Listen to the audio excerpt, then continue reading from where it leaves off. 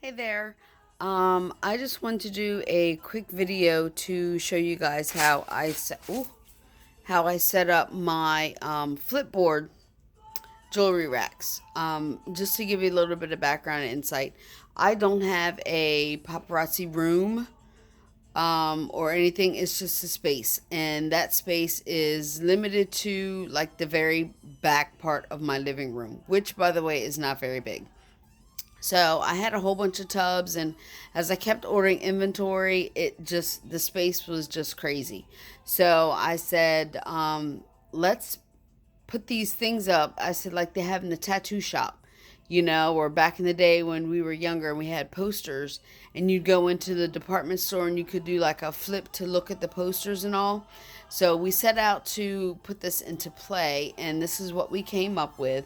Um, and forgive me if I don't know the names of all the stuff. I can just tell you where we got it from. We got it from Home Depot.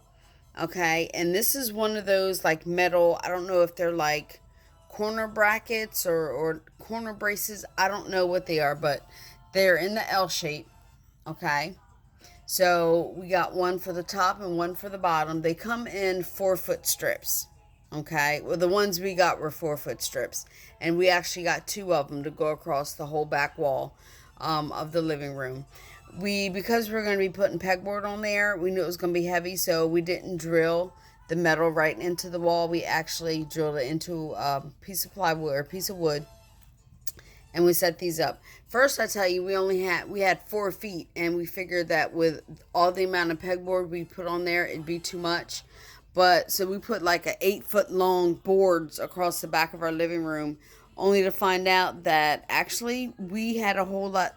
This gave us a lot more space than what we thought we'd have, so it was pretty exciting. But anyway, so we got the board and we put the little metal thing across the board. Meanwhile, as far as the pegboard, in order to set the pegboard up, we got these corner brackets. Oh, there we go. I think they're called corner braces. And they're 2.5-inch corner braces. Okay, because they come in different sizes. So make sure you get the 2.5 one, 2.5-inch. Do not use the screws that come with it because they're actual screws. What we used were machine screws, and they have the flat back as opposed to the pointy one that screw into the wall. We got machine screws, and they were 5/8 of an inch. So do not use the screws that come with it. Use the ones that are 5/8 of an inch machine screws. And this is what the back looks like. Those 5/8 of an inch machine screws. We actually used a 1-inch machine screw and screwed it from the bottom. And I'll show you. There's the washer, the nut, and it just comes up through there. The top part, okay, same exact thing. The only difference is that we used a 1.5-inch machine screw. So there's the screw, the washer, the nut goes down into the bracket on the pegboard, and then another washer and a nut. Depending on how heavy your board is, you may want to secure it with another frame. Okay, we didn't do that, as you can tell. It's just the actual pegboard. If you have it too heavy, then you'll notice it'll start to bow out, and that's why some people may or may not put that extra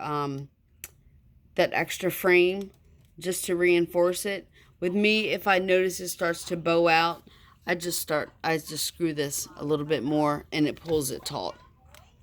That's really pretty much it. Like, it honestly is that simple. It is that simple. And that's how we did. I actually have, I'll pan across it. Again, we used 1, 2, 3, 4 because I have top and bottom. So we used 4 of these. Okay, and then this is an 8-foot long board. And I have, yeah, and it's great because you could use the front and back. So and I separated mine and have my boards. Instead of one whole board, I just do 2 and 2. I just got one whole board and had them cut them in half. And of course your S hooks, You can get those from Amazon, or you can get them from Home Depot. They're a lot more expensive at Home Depot. But